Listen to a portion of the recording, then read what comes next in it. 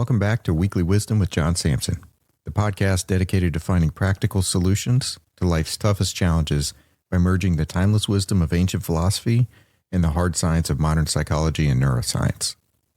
If you're someone who is ambitious, driven, and committed to self-improvement, you probably started this year with a specific, powerful goal. Maybe it was a New Year's resolution that felt unstoppable on January 1st. You wanted to build that business, get in the best shape of your life, master a new skill, or finally finish that major creative project. You had momentum. You were moving forward. And then it happened. The setback. Maybe you missed a week of workouts due to work travel. Maybe a client rejected your proposal after months of effort. Maybe you gave in to a bad habit you swore you'd quit. Maybe you ate that donut. The feeling of disappointment, that internal voice that says, "See, I knew you couldn't do it." That's the moment when momentum dies and most people give up. It's the moment where a resolution quietly collapses and gets filed away under failed attempts. But here's the truth we need to internalize today. The truth that runs through all of great philosophy and psychology. Anything worth pursuing is going to be difficult for you to achieve, which is why so few people achieve their major life goals. If the path were smooth, the result would be commonplace, and we wouldn't have only 8% success rates on New Year's resolutions. The difficulty itself is the universal filter that separates those who merely wish from those who achieve. If you haven't yet listened to episodes 9, 10, and 11, make sure you do. Those will help set you up for success in terms of how to set the right goals, how to begin executing on them, and how to build the discipline that you're going to need to continue your pursuit. Nobody's perfect, though. And even when you generally do everything right, you're going to encounter life's hiccups, even through no fault of your own. So today, we're diving deep into the psychology and philosophy of perseverance. We're going to give you the guidance you can use, the tips you can remember, and ultimately, the tools to reframe that setback not as a sign of personal failure, but as a mandatory, necessary ingredient for growth. We're going to internalize this simple, life-altering fact. You haven't lost anything until you give up, and that part is 100% up to you. This episode is about turning the dip, the moment of deepest challenge, into the fuel that launches you higher than you were before. Let's dive in. Let's start by destroying a misconception about progress. When you envision the path to your goal, you probably see a straight line shooting up and to the right on a graph, a clean, smooth ascent. But that's a fantasy. If you've ever achieved anything significant, you know the truth. The pursuit of a goal is not a straight line. It's a line that moves up and to the right, but with little loops, where it actually goes down and backward before heading up and to the right again. These are the moments that are the most challenging, and the moments that allow you to grow the most as an individual. This understanding of resistance isn't new. It's ancient. The Greek philosopher Aristotle defined the highest human goal as eudaimonia, which is often translated as flourishing or living well. He said this flourishing is not a single achievement or a fleeting external state like $1 million. It is an excellent activity performed in accordance with virtue over a complete lifetime. The goal is not the finish line. The goal is the quality of the race. Since flourishing is a sustained activity, the commitment must be continuous. This means that setbacks encountered during specific projects are not terminal failures. They are tests of our commitment. Perseverance is mandatory because a failure to sustain commitment is a failure to achieve the ultimate human goal. Aristotle taught that imperfection and error are inherent stages in the process of moral development, akin to learning a craft. You don't learn to become a master craftsman without making mistakes. The process of acquiring virtue, of becoming a better, more capable person, demands experience and time, which means that initial errors and imperfect attempts are an integral part of learning and refinement. The setback is just the price of tuition for the class you need to pass to earn your virtue. Nietzsche takes this idea of difficulty and turns it into a necessity. His philosophy demands a life-affirming struggle, shifting the focus from external validation to internal mastery. He maintained that suffering is not a defect to be avoided, but a necessary spur for self-development. Setbacks, in his mind, are not random misfortunes. They are the required resistance, the friction that defines and measures an individual's current power. You know his most famous phrase, "That which does not kill us makes us stronger." Difficulty is the prerequisite for fulfillment. The moment you abandon the pursuit due to failure, you demonstrate that your motivation was fixed on fleeting external rewards, not the intrinsic value of the striving itself. Nietzsche's central concept, the will to power, is primarily an internal principle, self-discipline and the will to power over life itself, over your whole existence. The ultimate command of the will to power is to self-overcome. In this context, perseverance is the necessary, sustained application of this striving. A setback is a diagnostic necessity, showing you exactly where you need to apply your power to improve. Okay, so the setback has happened. The external world has delivered a blow to your progress. What happens next? Because it's not the event itself that defines you, but your reaction to it. When you encounter challenges in the pursuit of your goals, your attitude toward the circumstance will make an enormous difference in your long-term pursuit. This is where Stoicism offers the most robust framework for immediate mental adjustment. The foundation of Stoic resilience is the dichotomy of control. It separates life into two categories: things entirely within your control and things entirely outside of it. What's outside of your control?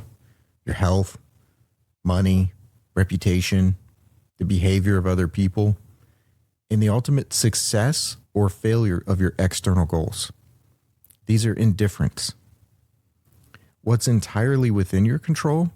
Your own beliefs, your values, your perspective, and your voluntary actions. The Stoic Epictetus teaches that the real suffering arises not from the external event, but from when you fail to assume full responsibility for the things you can control, such as your perspective and actions. The external event is indifferent. What truly harms you is your assessment or judgment of that event. So the first step in perseverance is the continuous work of correctly categorizing external events as indifferent and preventing a detrimental interpretation from taking root. This is the moment of choice. If you take a woe is me attitude, you're shooting yourself in the foot. But if you take the attitude of this is a moment for me to learn and grow and get better, then you will turn that setback into a meaningful reason you can actually achieve your goal. The Stoic Seneca took this a step further. He argued that adversity is a necessary test, an opponent that reveals and strengthens your latent character and potential. Seneca believed that frequent affliction ultimately hardens the spirit, making it impervious to subsequent shocks. He suggested that a life without challenge leaves you untested and unprepared, and so adversity is a gift required for growth. This means that we have to stop viewing setbacks as bad luck and start viewing them as customized examinations provided by the universe so that we now have the opportunity to practice virtue. Think of the challenges that you've already overcome in life. Maybe they're big, maybe they're just average, it doesn't matter. The takeaway is that you can do hard things. and you can overcome obstacles that are put in front of you. Every obstacle you've beaten has prepared you for this one. This moment is not a burden. It's a profound opportunity to prove your strength. This little flip in your mentality will make all the difference for your mind. Let's move from ancient thought to modern brain science. What we've been calling the woe is me attitude is, in neurobiology, the threat defense system. When a setback happens, our natural instinct is often to engage in harsh self-criticism. We think this is motivational. We think beating ourselves up will get us back on track. But science shows the opposite is true. Neuroscientifically, self-criticism is framed not merely as a cognitive judgment, but as an internalized threat response. Your brain's architecture interprets self-directed harshness, even when you intend it to be motivational, as a severe physiological stressor. This self-criticism intensely activates the brain's threat defense system. It triggers the primal fight or flight response, characterized by the activation of the amygdala, the brain's fear center. The result? Heightened stress, increased cortisol, and a drain on cognitive resources. This system is designed for survival, not for constructive problem solving. So it leads to avoidance behaviors, procrastination, and a psychological rigidity. In other words, the opposite of what you need to do to move forward. Let me say that again, just to make sure you understand, because I think it is really critical to understand how your brain actually interprets your thoughts so that you understand the importance of influencing those thoughts. Negative self-talk actually triggers your own brain's fight or flight response and increases stress, making it harder for you to solve the problems in front of you. The proven alternative is self-compassion, a concept from modern psychology that acts as an essential piece of infrastructure for resilience. Self-compassion is simply the practice of relating to yourself with kindness and unconditional acceptance, treating yourself with the same care you'd afford a close friend experiencing suffering or failure. Self-compassion activates the brain's soothing affiliative system. It actively lowers circulating cortisol levels and promotes feelings of safety by releasing neuropeptides like oxytocin. It's the brain's specialized mechanism for endogenous stress mitigation, allowing you to approach errors without the emotional exhaustion of continuous threat system activation.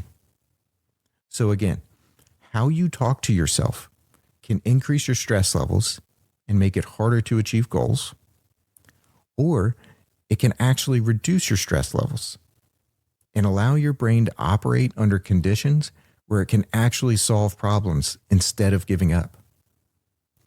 One of the most powerful components for perseverance is common humanity. When a setback occurs, the woe is me voice often says, I am the only one who struggles this much. Common humanity directly counteracts this by forcing the recognition that suffering, failure, and imperfection are universal and part of the collective human experience. Understand that you are not perfect. No one is. So you can't expect that you will be able to achieve your goal without any setbacks. As we talked about on episode 10, 92% of New Year's resolutions fail. This means you're not alone when you experience setbacks. All of us struggle with this. By providing an unconditional foundation of self-worth that is decoupled from performance outcomes, self-compassion allows for the constructive allocation of psychological resources toward problem solving. It transforms failures from ego-threatening events into necessary diagnostic data for improvement and growth. Studies show that self-compassion promotes stronger motivation for personal growth, a greater willingness to improve following setbacks, and overall better performance on meaningful goals. We've established that setbacks are necessary, that our attitude is the only thing we can control, and that a kind self-response leads to better problem solving. Now, let's tie this into the practical discipline required to get back into the arena. When a setback happens, it may be because of something that you've done, or it could be something outside of your control that you weren't prepared for. Regardless, your takeaway is, what can I learn from this? How can I make sure something like this doesn't happen again? It's your life. Therefore, it's your responsibility to make sure you take responsibility for addressing the challenge. Blaming external factors or engaging in self-pity is a failure of moral mandate, as the Stoics would say. The key philosophical concepts here are rooted in disciplined action. First, Stoic responsibility. Frustration arises from failing to assume full responsibility for the things you can control, which are your perspective and actions. Epictetus emphasized the moment-to-moment practice of making proper use of impressions. When a negative impression arises, you have to pause, instantly recognizing that the event is indifferent and your reaction is the only thing that matters. The critical failure would be refusing to realign your effort and perspective. Next, Nietzsche's long obedience. How do you sustain this moment-to-moment work? Nietzsche described the disciplined perseverance required to convert the chaotic energy of the will to power into creative, goal-directed action. He called this a long obedience in the same direction. It's the sustained, rigorous commitment to daily practice, even when it feels like a struggle. And then Aristotle's habituation. He taught that virtue and self-discipline are acquired by first exercising them, just like learning a craft. You become disciplined by practicing discipline. The setback is simply a cue to re-engage the practice of virtuous action. This long obedience frames your failure as an experiment. Modern psychology calls this reflective rumination, which is an active problem-solving mechanism focused on specific, modifiable behaviors. It asks, what specifically went wrong? What behavior can I change? It's the antidote to the paralyzing why me mindset. We've covered a vast terrain in our discussion today. The core message is this: the setback isn't a wall. It's a necessary piece of the puzzle. It is the friction that sharpens your resolve. Your goal is still there. All that's changed is the map, and now you have better tools to navigate the terrain. To help you put this into practice immediately, here are 3 high-leverage tools or practical steps that you can incorporate into your life starting right now to increase your perseverance and achieve your goals, even when it gets hard or you've had a setback. 1, execute the Stoic pause. The pause is your instantaneous defense against the woe is me attitude. The moment you recognize a setback, a missed session, an unwanted outcome, a failure to follow through, stop the spiraling negative thought. Ask 2 questions. What is outside my control? The past event, the other person's reaction, the result, and explicitly accept this. Then, what is within my control right now? My next step, my attitude, my judgment. Focus 100% of your energy here. The goal here is to correct the judgment that labels the event as catastrophic. You haven't failed until you judge the event as final and refuse to take the next virtuous action. Remember that no one person perfectly executes on their goals or their discipline. We all experience setbacks sometimes. Just take that next step right now and get back on track. 2, practice self-compassionate re-engagement. This practice uses the brain's soothing affiliative system, moving you out of threat mode and into problem solving. At a moment of significant disappointment, self-criticism, or a temptation to quit, imagine your best friend came to you with this exact same setback, feeling the same way. Write or mentally compose a letter to yourself from the perspective of a kind, wise friend, just like you would do for them. Start by validating the pain, reminding yourself that imperfection and struggle are universal. It's okay to be disappointed. Everyone who attempts something difficult hits a wall. Shift to problem solving. Ask, what did we learn from this experiment? What is one specific, tiny, modifiable step we can take right now to re-engage the pursuit? The goal here is to foster a mastery orientation, allowing your cognitive resources to be immediately redirected toward constructive problem solving and goal re-engagement. And 3, define your long obedience goal. This is the Nietzschean discipline applied to your daily schedule. Most people focus on the external outcome, lose 20 pounds.